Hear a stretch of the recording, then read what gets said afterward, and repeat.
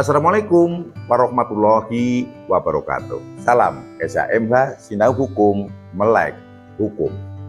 Pemirsa SHMH yang saya muliakan, yang berbahagia sebangsa dan setanah air dimanapun Anda berada. Kembali lagi dengan saya melalui channel kesayangan dan kebanggaan kita, SHMH Sinau Hukum Melek Hukum, membahas Undang-Undang Nomor 1 Tahun 2023 yang akan berlaku nanti mulai 2 Januari tahun 2026 atau yang bisa kita sebut dengan KUHP baru. Pada video yang ke-162 kita akan membahas pasal 340 KUHP baru. Adapun bunyi dari pasal 340 KUHP baru adalah demikian. Ayat 1, dipidana dengan pidana penjara paling lama 1 tahun atau pidana denda paling banyak kategori 3. Kategori 3 ini berarti 50 juta rupiah. Setiap orang yang tanpa izin pejabat yang berwenang. Titik 2 huruf A. Memasang perangkap, jerat atau perkakas lain untuk menangkap atau membunuh binatang buas di tempat yang dilewati orang yang dapat mengakibatkan timbulnya bahaya bagi orang. Kalau di tempat saya, kegiatan ini kayaknya tidak ada. Namun kalau kita melihat YouTube itu ya, mungkin itu di luar Jawa atau mungkin di Sumatera atau apa, itu kadang ada yang memasang perangkap untuk babi hutan. Babi hutan itu termasuk binatang buas. Atau juga perangkap untuk beruk, hama beruk. Nah, di sini ada ketentuan karena nggak boleh memasang itu yang di tempat yang dilewati orang. Andaikan ada suatu jalan setapak di tengah hutan yang ada binatang buasnya dan binatang buas sering lewat itu, namun orang mau panen sawit atau mau ngecek kebun karet dan lewat situ, kok dipas itu yang kena, nggak boleh. Karena apa? Membahayakan. Bayangkan kalau yang kena kaki, wah itu kan bisa patah kakinya. Kalau kena kawat, kegantung orangnya bisa mati itu kegantung. Itu contohnya. Maka pasal ini disiapkan. Maka untuk pemirsa SHMH, apabila di lingkungan Anda ada binatang buas yang memang harus dibasmi dengan cara memasang perangkap agar diperhatikan tempatnya yang sekiranya tidak ada orang yang biasa melewati tempat tersebut karena dapat membahayakan orang atau saudara kita sendiri. Huruf B, berburu atau membawa senjata api ke dalam hutan negara. Nah ini tidak ada kata-kata tentang suaka marga satwa. Tapi yang ada adalah berburu atau membawa senjata api ke dalam hutan negara. Sehingga asal hutan itu adalah hutan negara, kena. Berburu di situ, kena. Denda maksimal kategori 3, membawa senjata api, itu juga kena. Bagaimana kalau katanya senjata angin? Senjata angin adalah termasuk dalam kategori juga senjata api kalau yang gede itu. Berburu atau membawa senjata api ke dalam hutan negara. Jadi konteksnya bukan suaka marga satwa. Konteksnya adalah hutan negara. Siapa yang masuk ke situ adalah merupakan pelanggaran. Mulai 2 Januari 2026. Ayat 2. Binatang yang ditembak atau ditangkap sebagaimana dimaksud pada ayat 1 dan alat yang digunakan untuk melakukan tindak pidana tersebut dapat dirampas untuk negara atau dirampas untuk dimusnahkan. Jadi apabila ada alat-alat atau barang-barang atau binatang yang dihasilkan dari kegiatan sesuai dengan ayat 1 ini yang tanpa izin pejabat yang berwenang, maka alatnya, senjata apinya, atau jeratnya, atau hasilnya dapat dirampas untuk negara. Setelah dapat dirampas untuk negara, dijelaskan lagi Bapak, dirampas untuk negara atau dirampas untuk dimusnahkan. Kalau memang tidak bermanfaat bagi negara, dimusnahkan. Itu maksudnya dari pasal 340 ayat 2. Nah, saya akan sampaikan berburu atau membawa senjata api ke dalam hutan negara. Di Kulon Progo pernah ada kasus seperti ini. Bapak siapa toh yang tidak senang melihat ayam hutan? Nah, baik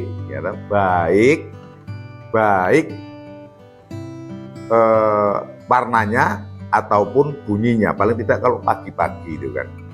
Memang saya sampaikan bahwa ayam hutan ini belum masuk dalam satwa yang dilindungi. Memang belum. Suatu ketika ada warga Kali Agung Sentolo, Kabupaten Kulon Progo, memergoki. Ada orang yang menembak ayam hutan.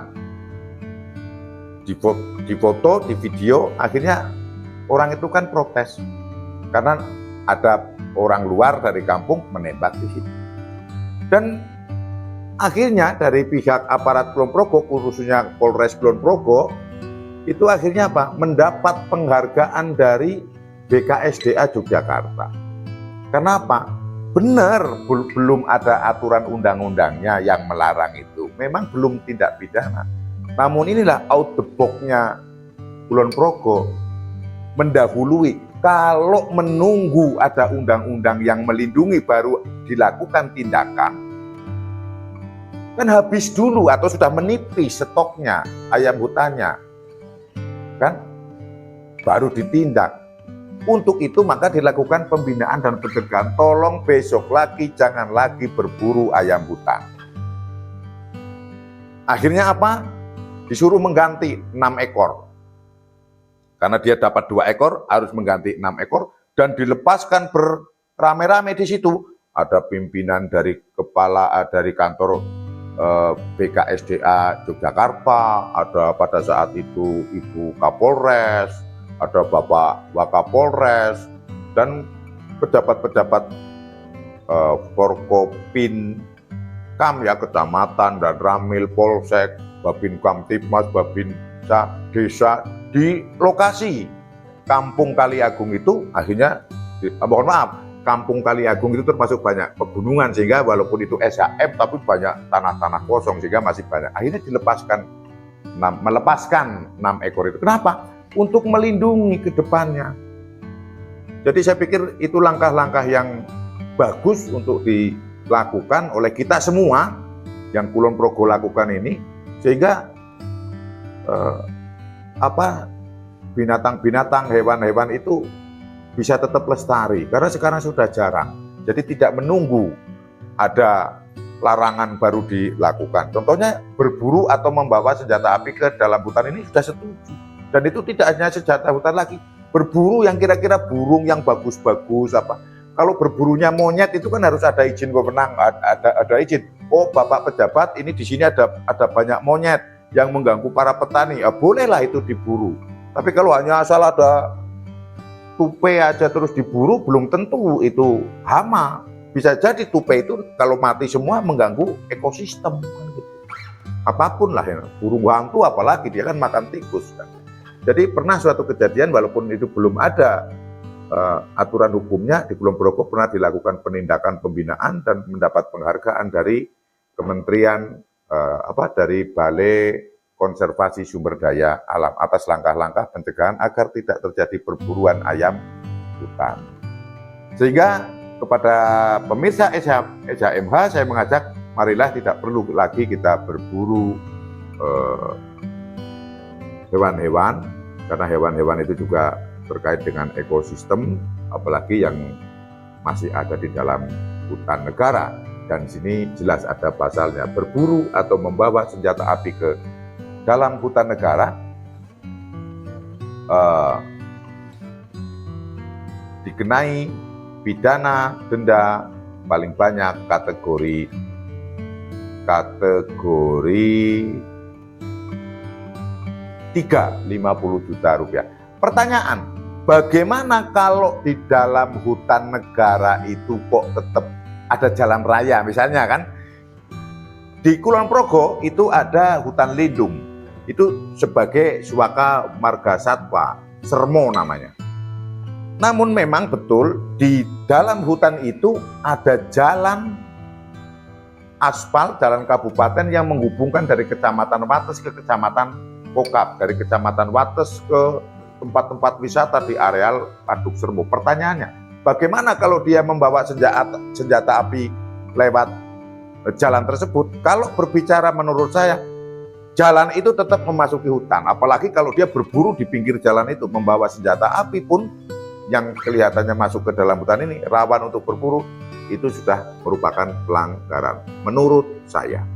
Walaupun kita pantau ke depan, kita amati bagaimana untuk pelaksanaan huruf B ini, berburu atau membawa senjata api ke dalam hutan negara. Apakah yang melintasi jalan yang masuk ke dalam hutan itu termasuk yang pasal ini, ataukah harus turun dari jalan kemudian baru jalan kaki masuk ke dalam hutan? Kalau menurut saya sama-sama itu ada di dalam hutan. Oh, terus bagaimana kalau ada aparat penegak hukum, Pak polisi, Pak tentara membawa senjata api? Nah, itu kan dia membawa senjata apinya sudah ada izin. Untuk senjata apinya jelas legal. Namun memang perlu dipertimbangkan lagi. Masuk hutannya izin siapa? Itu juga perlu dipertanyakan. Kita perlu memantau pasal ini dalam praktek ke depan mulai tahun 2026. Mudah-mudahan apa yang saya sampaikan bisa untuk menambah masukan atau saran masukan seperti apa ini. Jangan sampai Pak polisi, Pak tentara lewat, kena pasal sudah padahal kantornya melalui hutan, tiap saat kena denda 50 juta, habis gajinya nggak cukup. Nanti jangan sampai juga ada masyarakat yang lewat bawa senjata berburu, kemudian Pak polisi atau Pak tentara atau dari Polhut itu menangkap, kemudian ditanyakan, "Lu Bapak juga lewat dalam hutan ini, sama dengan saya, Bapak mau bawa pistol, bawa senapan laras panjang." Wah, malah bisa berbalik. Ini saya pikir perlu dicermati bunyi pasal ini. Jangan sampai kemudian menjadi alasan untuk membanding-bandingkan.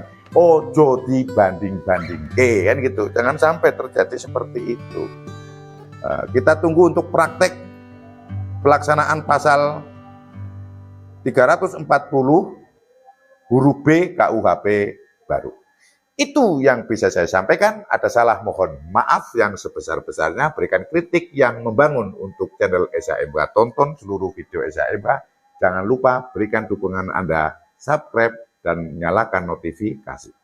Salam SHMH, Sinau Hukum, Melek Hukum. Wassalamualaikum warahmatullahi wabarakatuh. Terima kasih.